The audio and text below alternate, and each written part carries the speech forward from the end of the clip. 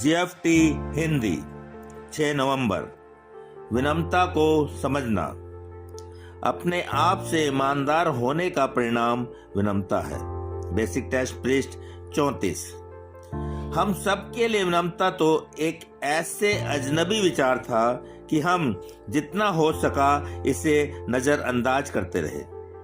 जब हमने अपने सुधार के 7वें कदम में विनम्रता पूर्वक शब्द पहली बार देखा जाना, तब हमें लगा कि इसका अर्थ होगा कि हमें काफी हद तक अपमानित होना पड़ेगा। शायद तब हमने शब्दकोश में भी इस शब्द को देखा और इसकी परिभाषा से कुछ और असमंजस में पड़ गए। हम यह समझ नहीं सके कि अपने आप को दबा के रखने की प्रवृत्ति को सुधार में कैसे लागू किया जा सकता है। विनम्र होने का अर्थ यह नहीं कि हम जीवन के सबसे निचले स्तर के जीवन में हैं, अपितु ठीक इसके विपरीत हमारे विनम्र होने का मतलब यह है कि हम अपने बारे में एक यथार्थ दृष्टिकोण अपना रहे हैं और यह देख रहे हैं कि इस संसार में हमारा स्थान कहाँ है। अपने जीवन के हर पहलू की आत्म स्वीकृति के आधार पर पाई गई अपनी जागरूक दशा में हम विकसित हो रहे होते हैं। ना तो हम अपने अच्छे गुण को ही नकारते हैं और न ही अपने दोषों को बढ़ा चढ़ाकर पेश करते हैं।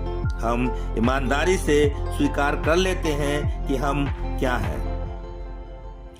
हम में से कोई भी कभी भी विनम्रता को परिपूर्ण दशा तक नहीं पहुंचाएगा, लेकिन हम निश्चित ही पूरी ईमानदारी से अपनी गलतियों को मान सकते हैं, अपनी अच्छाइयों को स्वीकार कर सकते हैं और शक्ति के स्रोत के रूप में अपनी उस शक्ति पर निर्भर हो सकते हैं।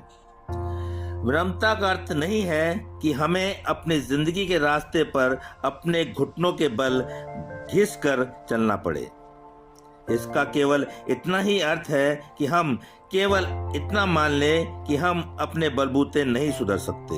हमें एक दूसरे की जरूरत है और इस सबसे अधिक हमें एक प्रेमपूर्ण ईश्वर से शक्ति पाने की जरूरत है।